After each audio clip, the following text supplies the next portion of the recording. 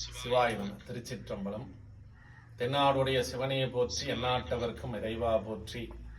எல்லாமல்ல நம்ம யாழும் நாயகர் பிரம்மபுரீஸ்வர சுவாமியுடைய திருவடிகளை வணங்கி நம்முடைய பாரம்பரிய நிகழ்வு, பாரம்பரிய பண்டிகை தை திருநாள். இந்த உலகத்திற்கு முதலிலே இறைவர் கொடுத்த தொழில் இந்த உழவு தொழில், விவசாயம். எத்தனை நவீன எந்திரங்கள், நவீன தொழில்கள் வந்தாலும் என்றும் அழியாத ஒரு தொழில், யாராலும் உருவாக்க முடியாத இயற்கையான தொழில் இந்த விவசாயம், உழவு தொழில். அதைதான் முதலிலே இறைவர் படைத்தார். அந்த உழவு தொழிலும் விவசாயிகள், உழவர்கள் ஏர் உழுது, நாற்று நட்டு, நெல்மணிகளை விளைத்து அறுவடை திருநாளை இன்று புதுப்பித்த அந்த புது நெல்லை நன்றி கூறும் விதமாக இறைவனுக்கு படைத்து கொண்டாடுகின்ற இந்த தமிழர் திருநாள்.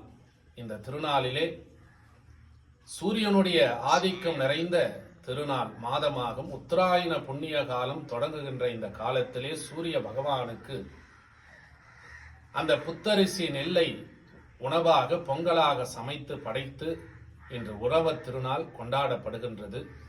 அந்த உறவு திருநாளிலே, தமிழர் திருநாளாம் தை திருநாளிலே, எல்லாமல்ல பிரம்மபுரீஸ்வர பெருமானுடைய பரிபூரண அருளும் ஆசீர்வாதம் நிறைந்து இருந்து, எப்படி பொங்கல் பானையிலே